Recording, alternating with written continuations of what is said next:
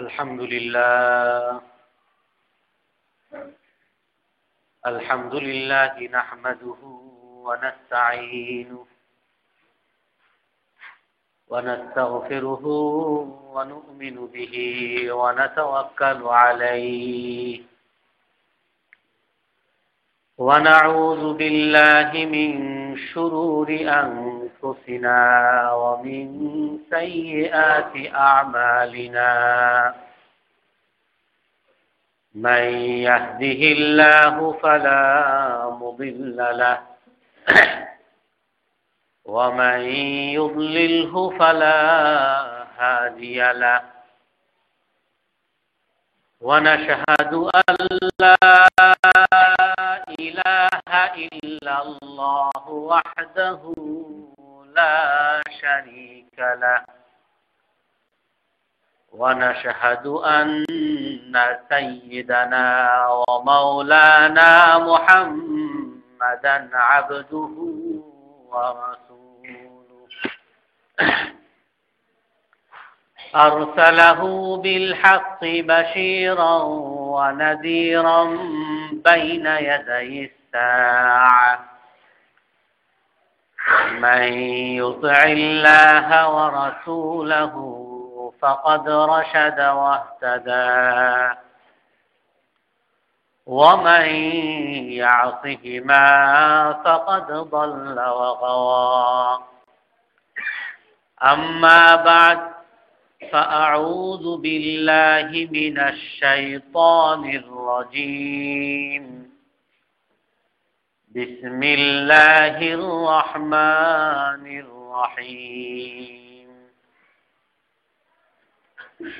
فبما رحمة من الله لنت لهم ولو كنت فظا غليظ القلب لانفضوا من حولك فاعف عنهم واستغفر لهم وشاورهم في الأمر فإذا عزمت فتوكل على الله إن الله يحب المتوكلين إن ينصركم الله فلا غالب لكم وإن يخذلكم فمن ذا الذي ينصركم من بعده وعلى الله فليتوكل المؤمنون صدق الله العظيم وقال النبي صلى الله عليه وسلم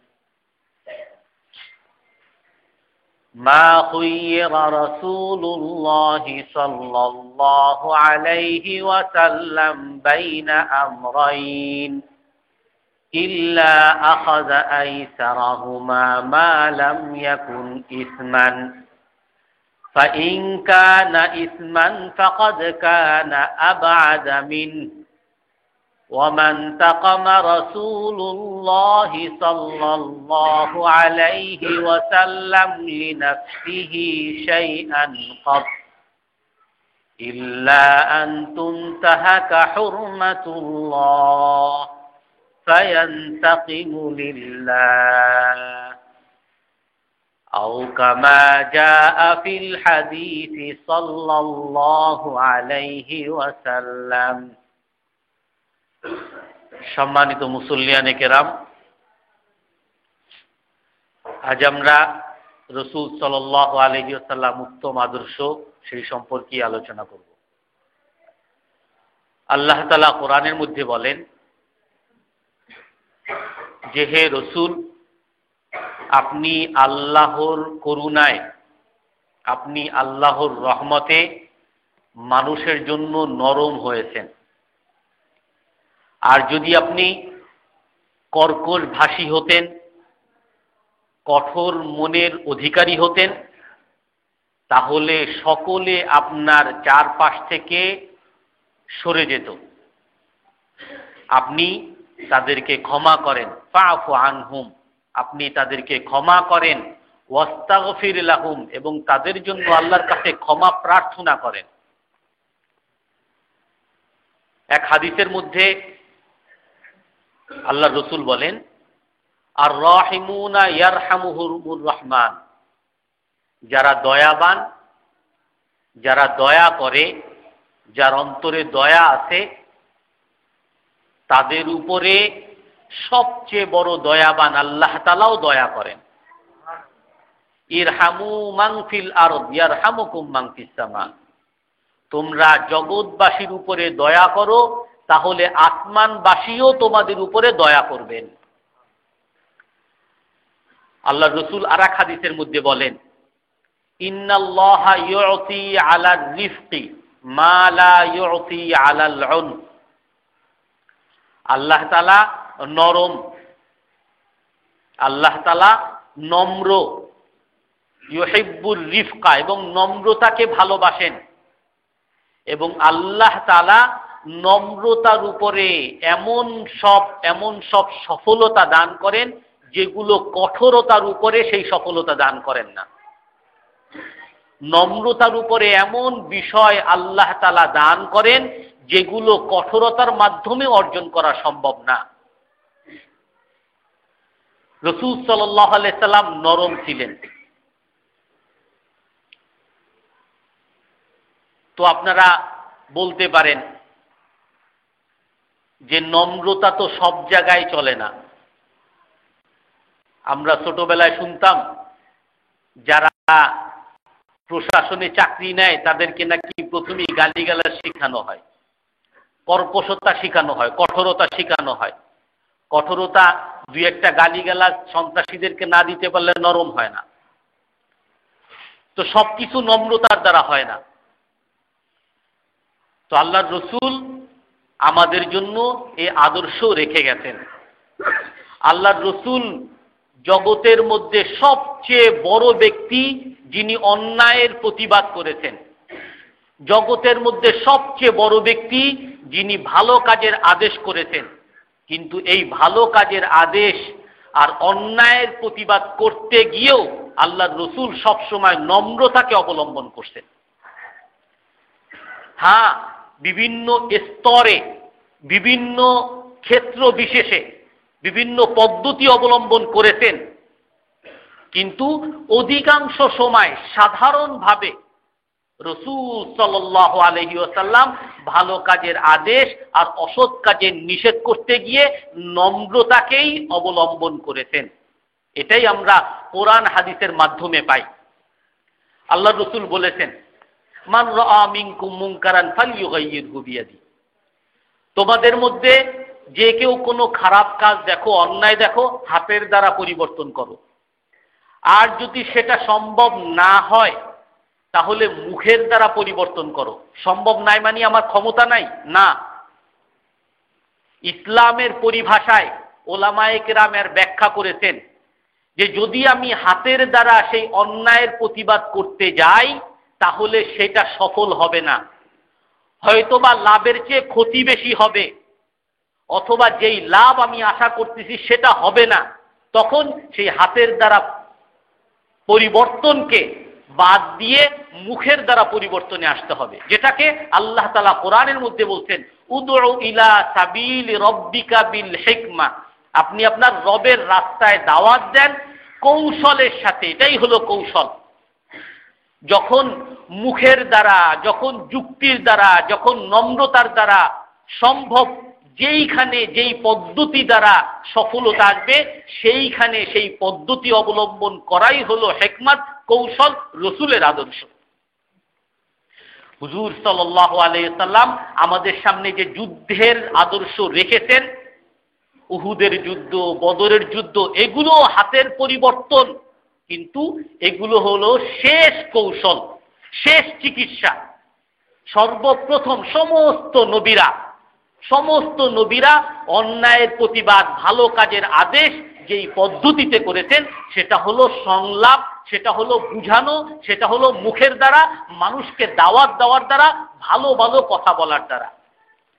রাসূল সাল্লাল্লাহু আলাইহি সাল্লামের আমরা যদি জীবনীতে তাকাই তাহলে দেখি রাসূল সাল্লাল্লাহু আলাইহি সাল্লামের কাছে মানুষ ভুল করতেছে, রাসূল নম্রতার মাধ্যমে সেই ভুলকে শুধরাইতেছেন। এক যুবক আসছে রাসূলের কাছে, এভাবে বসা ছিলেন, এক মানুষের মধ্যে এক যুবক দাঁড়িয়ে বলতেছে, রাসূল ইযান লি বিজ্জিনা, আমাকে বেবিচার করার অনুমতি দেন, কুকর্ম করার অনুমতি দেন।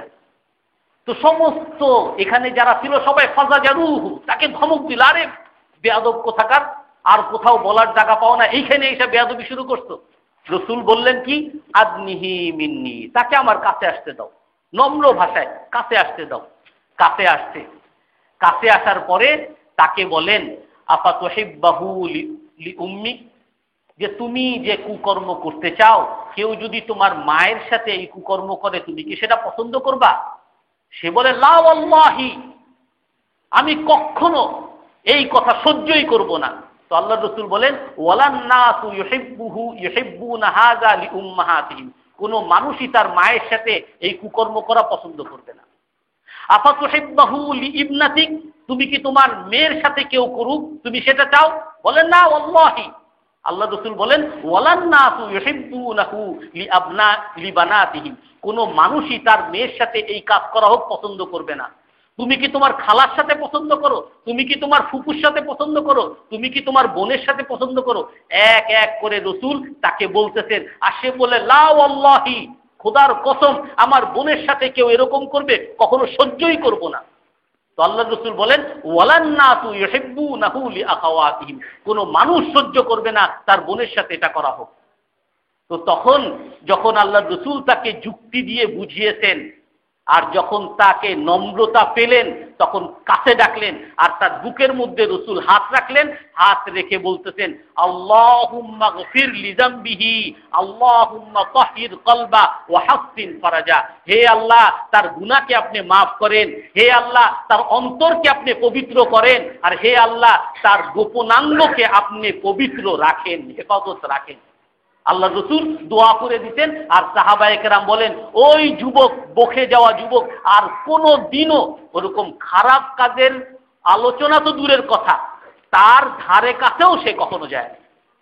তো রাসূল সাল্লাল্লাহু আলাইহি সাল্লাম নম্রতার মাধ্যমে অন্যায়ের প্রতিবাদ করেছেন, ভালো কাজের আদেশ করেছেন। রাসূল সাল্লাল্লাহু আলাইহি সাল্লামের কাছে একবার এক ইমরান ইবনে আবিদ, একজন কুরাইশের বড় নেতা, বড় বুদ্ধিমান হিসাবে পরিচিত, তো কুরাইশের কাফেররা তার কাছে গিয়ে বলল যে, হে হুসাইন ইবনে আবিদ, তুমি একটু এই লোকের কাছে যাও এবং তাকে একটু তুমি শায়েস্তা করো, কারণ সে আমাদের পিতা মাতাকে, আমাদের বাপ দাদার সমালোচনা করে, আমাদের মূর্তিগুলোর সমালোচনা করে, সে আমাদের মধ্যে পার্থক্য সৃষ্টি করতে, বিভেদ লাগিয়ে দিতে, তাকে একটু শায়েস্তা করো, যাও তুমি একটু যুক্তি দ্বারা তাদেরকে বুঝাও। তো সে আসছে, রাসূল এরকম সাহাবাদের সাথে বসা, রাসূল জানেন একজন কাফের, মুসলমান না, একজন কাফের, ইসলামের শত্রু, রাসূলের ক্ষতি করতেই আসছে। রাসূল বলতেছেন কি, আউসিউ লিশাইখ, আরে এই ব্যক্তির জন্য, এই বুদ্ধিমান বুদ্ধিজীবী ব্যক্তির জন্য তোমরা জায়গা করে দাও। তো সে যখন কাছে আসলো, কাছে এসে বলতেছে কি, যে ভাতিজা, আতাযকুরু আলিহাতানা ওয়া তাসুব্বু আলিহাতানা ওয়া তাসুব্বু আবাআনা, যে তুমি আমাদের বাপ দাদারে গালিগালাজ করতেছো, আমাদের মূর্তি পূজার সমালোচনা করতেছো, মূর্তিদেরকে খারাপ বলতেছো, তোমার বাবা তো আসলে এরকম ছিল না।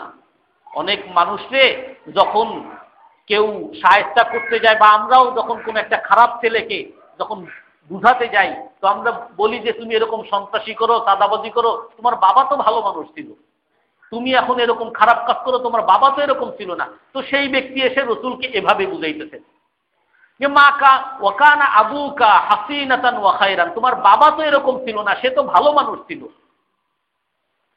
রাসূল সাল্লাল্লাহু আলাইহি ওয়াসাল্লাম বলেন কি, ইয়া হুসাইন ইন্না আবি ওয়া আবাকা ফিন্নার, হে হোসাইন, আমার বাবা আর তোমার বাবা সকলেই ভুলের মধ্যে ছিল, আর সকলেই এখন জাহান্নামে। রাসূল তাকে বুঝান যে কাম তা'বুদু মিন ইলাহ, হে হোসাইন তুমি কয়জনকে কয়জনের ইবাদত করো, কয় মূর্তির কয় খোদার ইবাদত করো? বলে যে সাবান, 7 জনের ইবাদত করি, 7টা খোদা আছে আমার। একজন হলো ইলাহান ফিস সামা, একজন হলো আকাশে, আর দুনিয়াতে আছে 6 জন। দুনিয়াতে 6 মূর্তি, আর আকাশে আছে 1 মূর্তি, এক আল্লাহ। এখন রাসূল তাকে বলেন যে ইযা আসাবাকাদ দর ফামান তাদউ, যখন তোমার কোনো বিপদ হয়, তুমি যখন নৌকায় যাচ্ছ আর ঢেউ শুরু হয়, তখন তুমি কোন খোদাকে ডাকো? বলে ইলাহান ফিস সামা, আকাশের যে আল্লাহ তাকেই তো ডাকি। বলে ওয়া ইযা আসাবাকাল বালা মান তাদউ, যখন তোমার দুনিয়ার কোনো বিপদ হয়, যখন তুমি অসুস্থ হও, তখন কাকে ডাকো? বলে ওই আকাশের আল্লাহকে ডাকি। তখন আল্লাহর রাসূল বলেন আফারাদিতাহু ফি শুকরি আম তাখাফু আই ইয়াখুযাকা, তুমি দুঃখের সময় শুধু ওই এক আল্লাহকে ডাকো, উপরের আল্লাহকে, আর সুখের সময় যে তাকে ডাকো না, তুমি কি মনে করো সুখের সময় যে তাকে ডাকো না এটা কি তোমার যুক্তিযুক্ত কথা? বলে না, আমার তো তাকে যদি দুঃখের সময় ডাকি, সুখের সময় তো তাকেই তো ডাকার কথা, আমি তো দুনিয়ার এদেরকে তো ডাকার কথা না। তখন সে এই কথা শুনে সেই হোসাইন ইবনে আবিদ বলতেছেন কি, ওয়াল্লাহি মা কাল্লামতু মিসলাহু কালামান আবাদা, আমি তার মতো এরকম যুক্তির কথা আর কারো কাছে শুনি নাই। রাসূলের সামনে যখন বললেন, রাসূল সুযোগ পেলেন।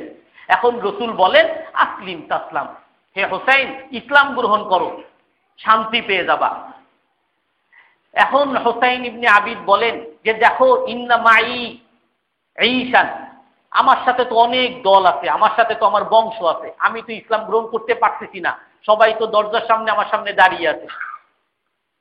তো রাসূল সাল্লাল্লাহু আলাইহি সাল্লাম বলেন যে তাহলে কমপক্ষে এতটুকু করো, আল্লাহর কাছে দোয়া করো, তুমি যেই আল্লাহকে মানো, যেই আল্লাহকে বিপদের সময় ডাকো, তার কাছে এতটুকু দোয়া করো, আল্লাহুম্মা ইন্নী আস্তাহদিকা লিআরশাদি আমরি, হে আল্লাহ আমাকে সঠিক রাস্তা দেখান।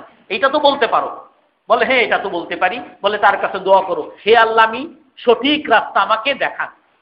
তো এই কথা বলতে বলতে ওই হোসাইন ইবনে আবিদের মন গলে গেল, ইসলামের সত্য সম্পর্কে তার মন খুলে গেল, আর তখন সে ইসলাম গ্রহণ করলো আর বলল আশহাদু আল্লা ইলাহা ইল্লাল্লাহু ওয়া আশহাদু আন্না মুহাম্মাদার রাসূলুল্লাহ।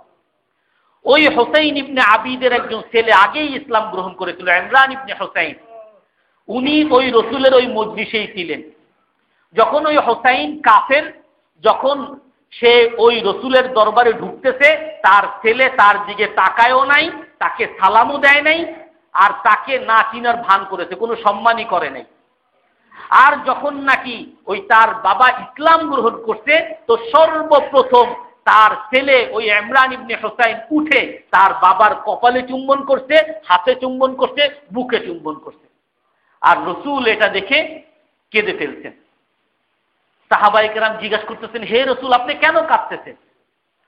বলে যে আমি দেখলাম এই বৃদ্ধ শেখ, সে যখন আমার দরবারে ঢুকলো, তার ছেলে ইমরান তার দিকে তাকায়ও নাই, আর এখন যখন সে ইসলামের সৌন্দর্যতে সে ঢুকে গেছে, সৌন্দর্য মণ্ডিত হয়ে গেছে, এখন তার ছেলে তাকে গলা জড়িয়ে ধরছে আর তাকে চুম্বন করতেছে, আমি তার মায়া দেখে নিজের চোখের পানি ধরে রাখতে পারি না। আল্লাহ রসুল বললেন কি, এখন যাও এই বৃদ্ধকে, এই শেখকে, সম্মানিত ব্যক্তিকে শাইয়ুহু ইলা বাইতিহি, কুমু ওয়া শাইয়ুহু ইলা বাইতিহি, যাও তাকে তার বাড়িতে আগায় দিয়ে আসো। আর সে যখন ওই দরজা থেকে বের হইতে, তার কওমের লোকরা, বংশের লোকরা যারা সবাই অপেক্ষায় ছিল, আর যখন দেখে হোসাইন ইবনে উবাইদ এত বড় একজন আমাদের মধ্যে বুদ্ধিজীবী, সে ইসলাম গ্রহণ করছে, এখন কি তারাও ইসলাম গ্রহণ করছে? বলে কি সবাতা, তুমি বেদিন হয়ে গেছো, গালিগালাজ করতে করতে সবাই চলে গেছে। আর ওই সাহাবায়ে কেরাম তাকে নিয়ে তার বাড়িতে পৌঁছে দিতে। একজন মানুষ যখন ভালো কাজ করে, তখন তার পিছনে অনেক মানুষ দাঁড়িয়ে যায়, আর তখন সেই ভালো কাজে সমর্থন করা আমার দায়িত্ব, ইমানই দায়িত্ব। ইমান না হলে ইমান থাকবে না।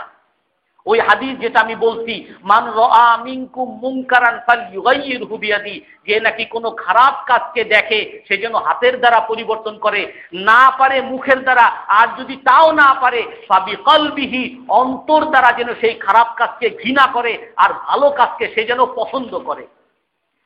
খারাপ কাজকে যদি আমি ঘৃণা না করি তাহলে আমার ইমান থাকবে না। খারাপ কাজকে ঘৃণা করা এটা ইমানের একটা আলামত, ইমানের একটা অঙ্গ। রাসূল সাল্লাল্লাহু আলাইহি ওয়াসাল্লাম একবার সাহাবাদেরকে বলেন যে তোমরা ভালো কাজের আদেশ করতে থাকো, অসৎ কাজের নিষেধ করতে থাকো। তো সাহাবায়ে কেরাম বললেন যে হে আল্লাহর রাসূল, আমরা তো করি।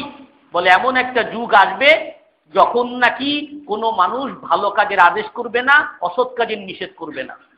সাহাবায়ে কেরাম বললেন আওয়াকাইনুল যালিকা, হে আল্লাহর রাসূল, এরকম যুগ আসবে যে মানুষ ভালো কাজের কথা বলবে না আর খারাপ কাজ থেকে নিষেধ করবে না?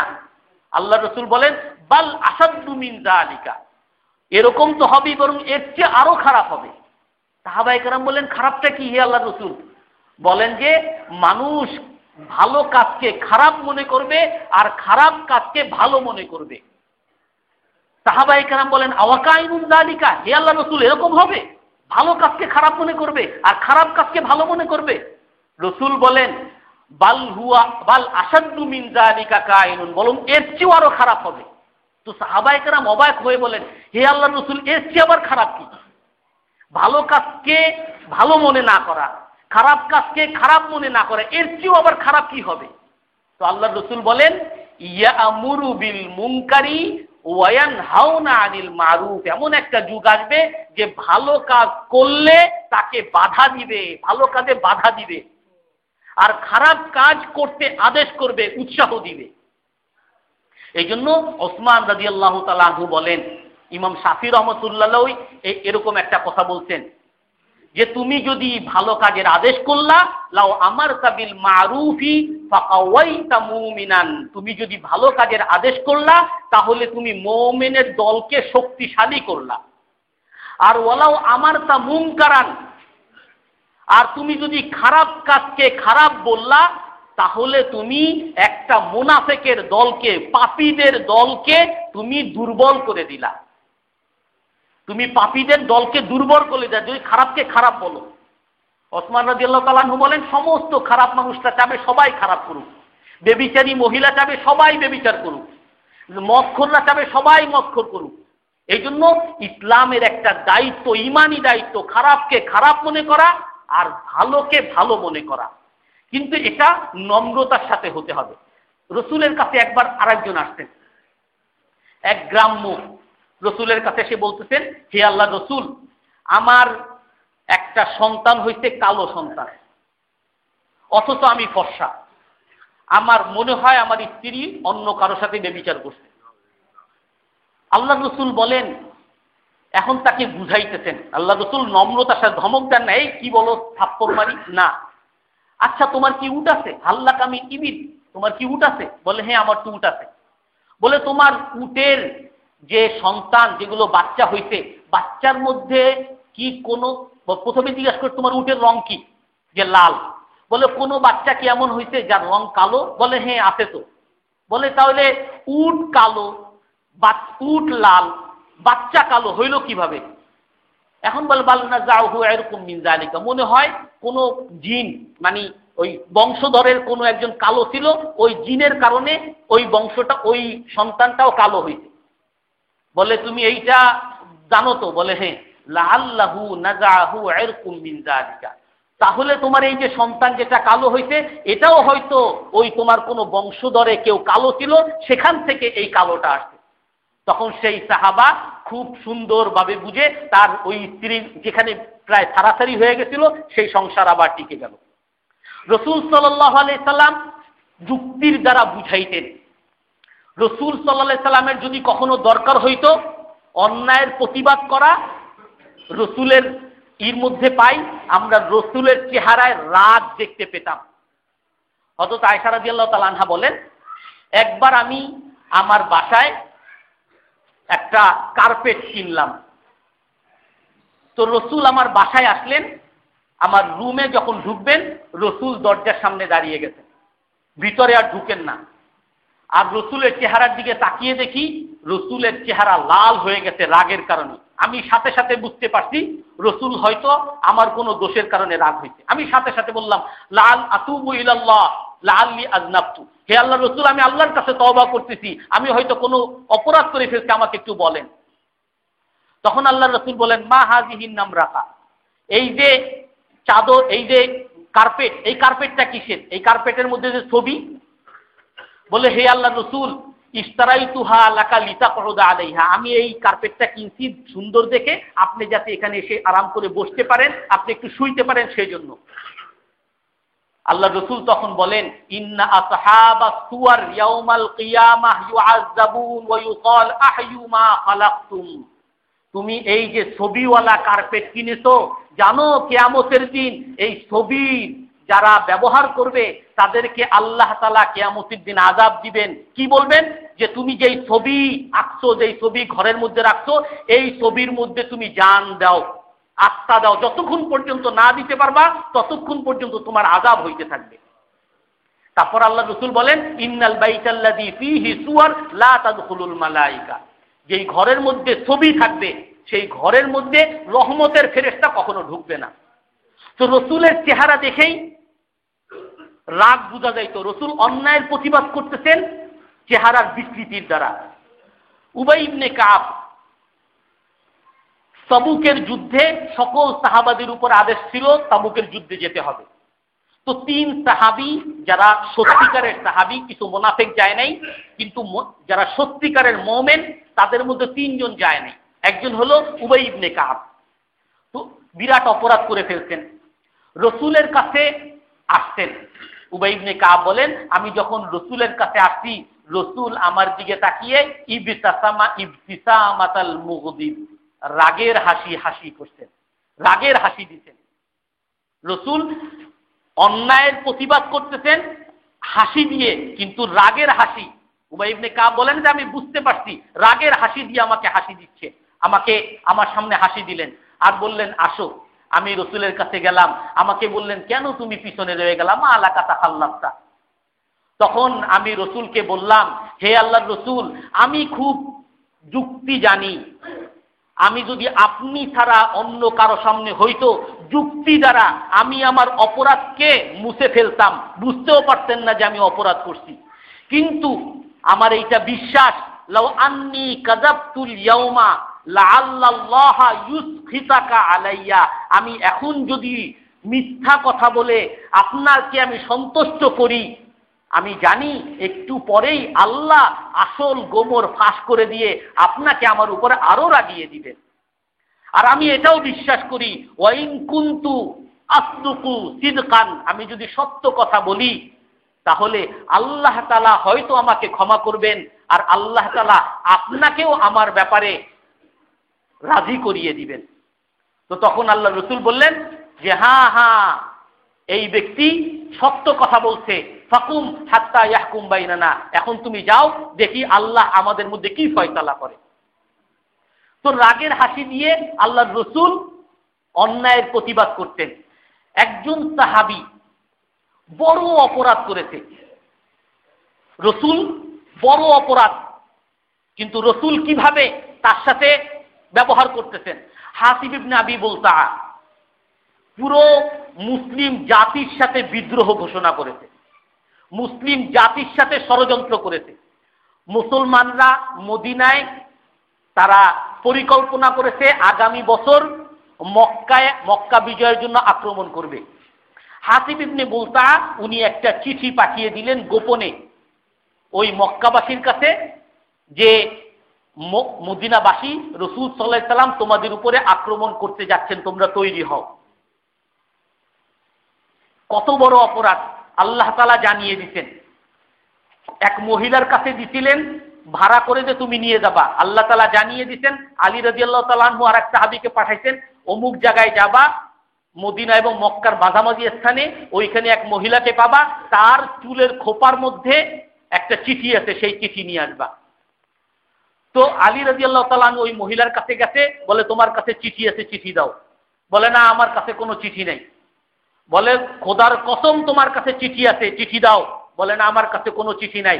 বলে তুমি যদি না দাও তাহলে তোমার চুলের খোপা থেকে আমরা সেই চিঠি বের করব। তো তখন সেই চিঠি বের করে দিতে রসুলের কাছে নিয়ে আসছেন, দেখে যে ওই চিঠি মুসলমান হাতিব ইবনে বুলতার পক্ষ থেকে মক্কাবাসীর কাছে গেছে। মুসলমান জাতির সাথে একটা ষড়যন্ত্র হচ্ছে। হযরত ওমর রাদিয়াল্লাহু তাআলা আনহু যখন জানতে পারছেন, তলোয়ার নিয়ে সোজা বের হয়ে আসছেন, হে আল্লাহর রাসূল, আপনি শুধু অনুমতি দেন, এই হাতিব ইবনে বুলতাকে 2 টুকরা করে দিব, এই মুনাফিককে 2 টুকরা করে দিব। আল্লাহর রাসূল রাগ হয়ে গেছেন, হে ওমর, তুমি কোন মুসলমানকে কি বলো? জানো সে বদরের যুদ্ধে, আগের ভালো কথাগুলো স্মরণ করতেছে, সে বদরের যুদ্ধে অংশগ্রহণ করেছিল, তুমি তাকে মুনাফিক বলতেছো? হাতিব ইবনে বুলতাকে কাছে ডাকতেন, কি ব্যাপার? বলে হে আল্লাহর রাসূল, আমি মুনাফিক হই নাই, আমার কোনো অপরাধ করার ইচ্ছাও নাই, আমার শুধু এতটুকু ছিল, মদিনায় যত মুহাজিররা আছে সকলের পরিবার হয়তো এখানে আছে, বা যাদের পরিবার মক্কায় আছে সবার আত্মীয় স্বজন আছে রক্ষা করার জন্য। আর আমার আত্মীয় স্বজন, আমার পরিবার মক্কায়, কিন্তু ওখানে রক্ষা করার কেউ নাই। এই জন্য আমি চেয়েছিলাম, আমি যদি একটু উপকার মক্কাবাসীকে করতাম তাহলে তারা হয়তো আমার পরিবারের সাথে একটু ভালো ব্যবহার করত। আমার আর অন্য কোনো খারাপ নিয়ত ছিল না। আল্লাহ রাসূল তাকে ক্ষমা করে দিতেন, কোনো শাস্তি প্রদান করেন নাই। আব্দুল্লাহ ইবনে মুনজির একজন সাহাবী, বনু নযীরের সাথে যুদ্ধ হয়েছে, বনু নযীরকে আটক করে রাখছে। ফয়সালা হইতে বনু নযীরের মধ্যে যারা আসবে তাদেরকে আটক করা হবে, আর যারা বেশি সন্ত্রাসী তাদেরকে ফাঁসি দেওয়া হবে। তো এখন আব্দুল্লাহ ইবনে মুনজির গোপনে গিয়ে, এরকম মুসলমানরা আছে আর ওখানে ইহুদিরা, তো বনু নযীর এরকম ইহুদিদেরকে ইশারা করে বলতেছেন যে তোমরা সাবধান, তোমরা কিন্তু কোনো আপোষে আইসো না, তোমাদের ব্যাপারে কিন্তু এই ফয়সালা হইছে। মুসলমান জাতির সাথে বিশ্বাসঘাতকতা করতেছে। যখনই আব্দুল্লাহ ইবনে মুনজির বুঝতে পারছেন, আরে আমি তো বিরাট ভুল করে ফেলছি, সাথে সাথে রসুলের কাছে এসে ক্ষমা চাইতেছেন, হে আল্লাহর রাসূল, আমি তো ভুল করে ফেলছি, আমাকে মাফ করেন। মসজিদে এসে নিজেকে বেঁধে ফেলছেন, আমাকে যতক্ষণ পর্যন্ত আল্লাহর রাসূল ক্ষমা না করবেন আমি আমার এই বাঁধন খুলব না। আল্লাহর রাসূল তাকেও মাফ করে দিতেন। শুধু তাই না, রাসূল সাল্লাল্লাহু আলাইহি সাল্লামকে যারা শত্রুতার জন্য, আমরা বলি যে ভালো ব্যবহার কার সাথে করব? যে আমার সাথে ভালো ব্যবহার করে, যে আমাকে মারে তার সাথে কিসের ভালো ব্যবহার, তার সাথে কিসের আপোষ? রাসূল সাল্লাল্লাহু আলাইহি সাল্লামকে মারতে আসছে ইমরান ইবনে উমাইর ইবনে ওয়াহাব, উনি মক্কায় বসে সফওয়ান ইবনে উমাইয়াকে বলল যে আমার তো ইচ্ছা হয়, সফওয়ান ইবনে উমাইয়া বলতেছে যদি কেউ কেমন পাইতাম যে মুহাম্মদ সাল্লাল্লাহু আলাইহি সাল্লামকে হত্যা করে ফেলতো। উমাইর ইবনে ওয়াহাব বলতেছে আমি পারবো, কিন্তু আমার কিছু ঋণ আছে, আমার পরিবারের ভরণ পোষণ আছে, এই চিন্তা না থাকলে আমিই যাইতাম। তো সফওয়ান ইবনে উমাইয়া বলল যে তুমি যদি পারো মুহাম্মদকে হত্যা করতে, তোমার যত ঋণ আছে সব ঋণ আমি পরিশোধ করে দিব, আর তোমার পরিবারের পুরো দায়ভার, পুরো ব্যয়ভার আমি বহন করে নিব। এখন উমাইর ইবনে ওয়াহাব বদরের যুদ্ধের পরের বছরে, বদরের যুদ্ধে কিছু মক্কার বড় বড় কুরাইশরা আটক হয়েছিল। তো তারপরে উমাইর ইবনে ওয়াহাব মদিনায় আসছে, আর তার গলায় তলোয়ার। হযরত ওমর রাদিয়াল্লাহু তাআলা আনহু ওই উমাইর ইবনে ওয়াহাবের চালচলন দেখে, সন্দেহজনক ঘোরাফেরা দেখে তাকে ধরে তার তলোয়ার নিয়ে রসুলের কাছে সোজা ধরে আনছে। হে আল্লাহর রাসূল, এই মক্কার দুশমন, ইসলামের দুশমন আসছে, আপনি অনুমতি দেন তাকে সাহায্য করি। আল্লাহ রাসূল বলেন আরসিল হুইয়া উমর ফাআদনিহি ইয়া উমাইর, হে ওমর তাকে ছাড়ো, তার তলোয়ার তার কাছে দাও, ছাড়ো তাকে, আর তুমি কাছে আসো। আল্লাহ রাসূল তাকে কাছে ডাকলেন, বললেন যে তোমার গলায় এই তলোয়ার কেন? সে এখন খুব ভালো কথা বলতেছে, আর এই তলোয়ারই তো আমাদেরকে শেষ করলো, এই তলোয়ারের কারণেই আমরা তো আত্মীয় সব ধ্বংস হইলাম, আমাদের নিজেদের মধ্যে এত মারামারি। এখন আল্লাহ রাসূল বলেন লিমাযা জিতা মাযা যা আবিকা, তুমি কেন আসছো, মদিনায় কেন আসছো? বলে যে আমার ছেলে ওয়াহাব, আমার ছেলে আটক হয়েছে, তাকে ছাড়ানোর জন্য। তখন আল্লাহ রাসূল বলেন উসদুক মাই কওলান সত্য কথা বলো, তুমি কেন আসছো? বলে, না, খোদার কসম আমি এই জন্যই আসছি, আমার এই ছেলেকে ছাড়ানোর জন্যই আমি আসছি। তখন আল্লাহ রসুল বলেন, তুমি কি সফওয়ানের সাথে বসো নাই? আর সফওয়ানের সাথে বসে এই চুক্তি করো নাই যে তুমি আমাকে হত্যা করবা, আর তার বিনিময়ে সফওয়ান ইবনে উমাইয়া তোমার ঋণ পরিশোধ করে দিবে আর তোমার পুরো পরিবারের ব্যয়ভার বহন করবে? এখন উমাইর ইবনে ওয়াহাব আকাশ থেকে বসছে, তখন বলতেছে, ওয়াল্লাহি মা কানা হাদিরান ইল্লা আনা ওয়া সফওয়ান। যখন আমার এবং সফওয়ানের মাঝে এই সব কথা হইতেছিল, তখন সফওয়ান আর আমি ছাড়া কেউ ছিল না। তোমাকে ওই আল্লাহই এই খবর দিতে যে আল্লাহকে আমি অস্বীকার করছি। হে রসুল, আমি ইসলাম গ্রহণ করলাম। আশহাদু আল্লা ইলাহা ইল্লাল্লাহু ওয়া আশহাদু আন্না মুহাম্মাদুর রাসূলুল্লাহ। রসুল জানেন এই ব্যক্তি আসছে আমাকে হত্যা করতে, অথচ রসুল তার সাথে নম্র ভাষায় ব্যবহার করতেছেন, রসুল তার সাথে নম্র কথা, নম্র আচরণ করতেছেন, রসুল তাকে ইসলামের দাওয়াত দিতেছেন, আর সে মুসলমান হইতেছে। গওরাস ইবনে হারিস, এক গ্রাম্য, সে অন্যদের কাছে বলে আসছে যে আমি মুহাম্মদকে হত্যা করব। রসুল সাল্লাল্লাহু আলাইহি সাল্লাম একটা গাছের নিচে বসা ছিলেন। তো এখন সে এসে রসুল সাল্লাল্লাহু আলাইহি সাল্লাম, কোন রেওয়ায়েত আছে ঘুমিয়েছিলেন, কোন রেওয়ায়েতে আছে বসেছিলেন। তো রসুলের কাছ থেকে তলোয়ারটা নিয়ে, যে আপনার তলোয়ারটা তো সুন্দর, একটু দেখি।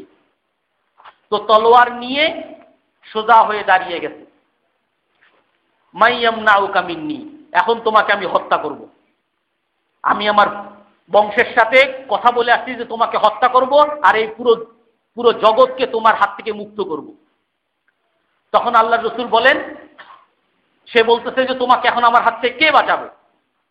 তখন রসুল বলতেছেন আল্লাহ, হাসি মুখে, তার সাথে কোনোই না যে মারতে আসো তোমারও ধরি না, হাসি মুখে, আল্লাহ, আল্লাহ বাঁচাবেন আমাকে। আবার বলছেন মাইয়ামনাউকা মিন্নি, কে তোমাকে বাঁচাবে আমার হাত থেকে? বলে আল্লাহ, আল্লাহ বাঁচাবে। আবার জিজ্ঞেস করছেন কে তোমাকে আমার হাত থেকে বাঁচাবে? রসুল বলছেন আল্লাহ। তৃতীয়বার আল্লাহ বলার পরে কাঁপতে কাঁপতে ওই গাওরাসের হাত থেকে তলোয়ার পড়ে গেছে। রসুল সাল্লাল্লাহু আলাইহি সাল্লাম তারপরে তলোয়ার উঠিয়ে এখন তার উপরে ধরছে। এখন বলে, তুমি এখন বলো মাইয়ামনাউকা মিন্নি, তোমাকে আমার হাত থেকে কে বাঁচাবে? তোমাকে আমার হাত থেকে কে বাঁচাবে? তখন সে বলল, আমাকে মাফ করে দেন, আমাকে মাফ করে দেন। আল্লাহ রসুল তখন সকল সাহাবারা ঘুমিয়েছিলেন, তাদেরকে ডাকলেন, এই সাহাবারা আসো আসো। তো সাহাবারা এসে কি বলে, এই ব্যক্তি আসছিল আর আমাকে বলছিল মাইয়ামনাউকা মিন্নি, আমাকে কে হত্যা করবে? আমি বলার পরে তার হাত থেকে তলোয়ার পড়ে গেছে, এখন আমি তাকে ধরছি। এখন সে সবার সামনে স্বীকার করতেছে, হে আল্লাহ রসুল, আমি বিশ্বাস করছি যে আপনি সত্য নবী, আমাকে মাফ করে দেন, আমি এই ইসলাম গ্রহণ করলাম। আশহাদু আল্লা ইলাহা ইল্লাল্লাহু ওয়া আশহাদু আন্না মুহাম্মাদ। রসুলের যখন দরকার হইতো মুখের দ্বারা তিরস্কারও করতেন। একবার এক সাহাবী আব্দুল্লাহ ইবনে লাকবিয়া, ওনাকে এক গোত্রে পাঠাইছেন যাকাতের সম্পদ গ্রহণ করার জন্য, উসুল করার জন্য, রাষ্ট্রের সম্পদ উসুল করার জন্য পাঠাইছেন। তো উনি যখন সম্পদ নিয়ে আসছেন, রসুলের কাছে হিসাব দিতে আসছেন যে হে আল্লাহ রসুল, হাযিহি হাদিয়াতুন উহদিয়াত লি ওয়া হাযিহি সাদকাতুন, এই যে সম্পদ এগুলো হইল যাকাতের মাল, আর এই যে সম্পদ এটা হইল আমাকে হাদিয়া দিতে। তখন আল্লাহ রসুলের চেহারা বিকৃত হয়ে গেছে, আর বলতেছেন, আফালা জালাস্তা ফি বাইতি আবিকা ওয়া উম্মিকা ফায়ুতা লাকা হাদিয়া, তুমি তোমার বাবার বাড়িতে যদি বসে থাকতা তাহলে কি এই হাদিয়া তোমার কাছে আসতো? তুমি বলতেছো এইটা যাকাত আর এইটা আমার হাদিয়া, এটাই তো ঘুষ। আল্লাহ রসুল তখন এরকম মেম্বারে দাঁড়িয়ে ওই সাহাবীকে খাটো করে না, আল্লাহ রসুল মেম্বারে দাঁড়িয়ে আমভাবে সবার জন্য বলতেছেন, ইন্নী আস্তামিলু রাজুলাম মিনকুম, আমি তোমাদের মধ্যে একজনকে যখন কোনো কাজে পাঠাই, অর্থ কালেকশনের জন্য পাঠাই, সে এসে আমার কাছে বলে যে এটা হলো যাকাতের মাল, এটা হলো রাষ্ট্রের মাল, আর এটা হলো আমার হাদিয়া। আফালা জালাসা ফি বাইতি আবিহি, সে কি তার ঘরে বসে থাকলে তার কাছে কি এই হাদিয়ার মাল আসতো? আল্লাহ রসুল তখন বলেন, ইন্নী লা আরিফান্না আহাদাম মিনকুম ইয়াহমিলু রুআআন আমি তোমাদেরকে বলতেছি, তোমরা যদি কেউ অন্যায়ভাবে একটা পয়সাও আত্মসাৎ করো, আল্লাহ তাআলা এই একটা পয়সার জন্য কাল কিয়ামতের দিন তোমাদেরকে শাস্তি দিবেন। আল্লাহ রাসূল বলেন যে আমি দেখতেছি তোমাদের অনেককে আমি চিনি, যারা কাল কিয়ামতের দিন উঠবে আর তাদের কাঁধের মধ্যে বড় উট উঠিয়ে দেওয়া হবে, কারণ সেই উটকে সে অন্যায়ভাবে আত্মসাৎ করেছিল। আমি অনেককে চিনি যারা কাল কিয়ামতের দিন উঠবে, তার কাঁধের উপরে বড় এক গাধা উঠিয়ে দেওয়া হবে, কারণ সেই গাধাকে আত্মসাৎ করেছিল। এমন ভাবে বলতেছে যে বড় এক বাড়ি তার কাঁধের উপরে উঠিয়ে দেওয়া হবে, কারণ এই বাড়িকে সে চাঁদাবাজি করে নিয়েছিল, অন্যায়ভাবে গ্রহণ করেছিল। আল্লাহ রসুল তখন রাগ হয়ে এটা তিরস্কার করতেছেন, কিন্তু ওই সাহাবীর নাম আল্লাহ রসুল আনেন নাই। যখন দরকার ছিল মুখ দ্বারা বলতেন। আরেকবার এক সাহাবী মুআয ইবনে জাবাল রাদিয়াল্লাহু আনহু, উনি এক জায়গায় রসুল ওনাকে পাঠাইতেন যে নামাজ পড়াবা। উনি ওখানে গিয়ে নামাজ পড়াতে গিয়ে এত লম্বা কেরাত শুরু করতে যে পিছনে আর মানুষ সহ্য করতে পারতো না। যারা বৃদ্ধ লোক তারা নামাজ ছেড়ে চলে যেত। রসুলের কাছে এসে অভিযোগ করছে, হে আল্লাহ রসুল, আপনি তো একজনকে পাঠাইতেন মুআয ইবনে জাবালকে, সে তো এরকম এত লম্বা কেরাত পড়ে যে আমরা তো, যারা আমাদের মধ্যে বৃদ্ধ লোক, যারা অসুস্থ, তারা তো তার সাথে নামাজ পড়তে পারে না। তো আল্লাহ রসুল রাগ হয়ে গেছেন, মুখের দ্বারা অন্যায়ের প্রতিবাদ করতেছেন, আর মুআযকে বলেন, ইয়া মুআয আফাত্তানুন আনতা, তুমি কি বিশৃঙ্খলাকারী? মানুষের মধ্যে তুমি অন্যায় করতেছো। হযরত আবু যর রাদিয়াল্লাহু আনহু উনি বলেন যে আমি একবার একজন লোককে গালি দিলাম, মা বলে গালি দিছি, মায়ের নাম ধরে গালি দিছি। রসুল আমাকে বললেন কি, ইয়া আবা যর ইন্নাকা মরউন ফিকা জাহিলিয়া, হে আবু যর, তুমি এখনো ওই জাহিলিয়ার যুগের লোকই রয়ে গেছো, অন্ধকার যুগের লোকই রয়ে গেছো, মুখের দ্বারা প্রতিবাদ করতেছেন। তো আল্লাহর রসুল সব সময়, অধিকাংশ সময় নম্রতার সাথে যত প্রতিবাদই করেছেন, নম্রতার সাথে করেছেন। যখন দরকার হয়েছে মুখের দ্বারা প্রতিবাদ করেছেন, আর যখন কোনো কাজ আসে নাই তখন পরামর্শক্রমে, যদি সেই অস্ত্রের ভাষায় গেছেন তো তখন একা একা যান নাই, পরামর্শক্রমে একটা পরিকল্পনা মাফিক হঠাৎ করে একটা অন্যায় প্রতিবাদ করতে গেলাম আমি অস্ত্রের মাধ্যমে, এটা ইসলামে নাই। আল্লাহ তাআলা আমাদের সকলকে আমল করার তৌফিক দান করেন। কি বলতে চাইছিলেন? জি।